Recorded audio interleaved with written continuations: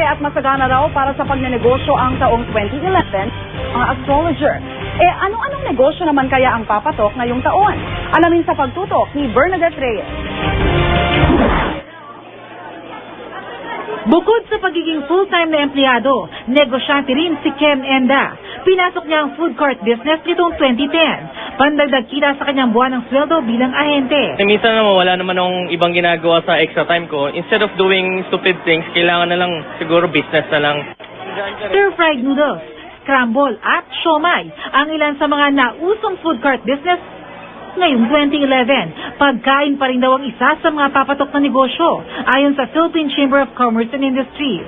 Bukod kasi sa pangunahing pangangailangan ng pagkain, lumalaki rin ang populasyon ng Pilipinas.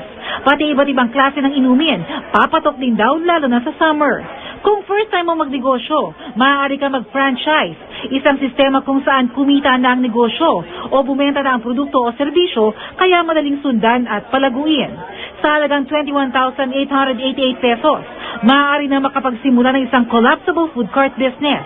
Depende sa pwesto, maaaring kumita ng 3,000 hanggang 5,000 pesos kada araw. Yung ating profit is mataas. At the same time, mababa yung capital natin. Sa franchise is hanapan ng magandang pwesto para mabilis yung ROI. Magiging hit din daw ang mga negosyo na may kinalaman sa kalusugan. Halimbawa, ang spa business. I have a good friend. He operates a spa. The first 2 years, nahihirapan siya. Ngayon, when people go there, they have to fall in line. Because people believe that it will help the circulation of the body. And since most people are health conscious. Dahil marami na rin naglipa ng spa ngayon, mahalagang magdagdag ng bagong serbisyo tulad itong tinatawag na bedrock basing mula Japan na nakakatanggal daw ng pananakit sa katawan sa pamamagitan ng paghiga sa mainit na bato. Ma-relax sila dito, tapos mga body pains nila matatanggal. Para mas lumaki ang kita sa darating na 2011, mayroong mga negosyo na maaaring pagsamahin. Tulad itong spa na mayroong katabing salon kung saan matapos magpamasahe, maaari na rin magpaganda at magpagwapo ang mga customer. Tandaan lang na hindi lahat ng negosyo agad kikita.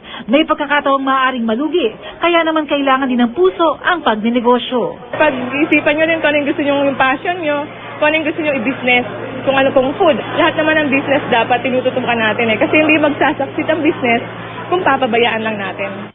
Bernadette Reyes, Nakatutok, 24 Oras.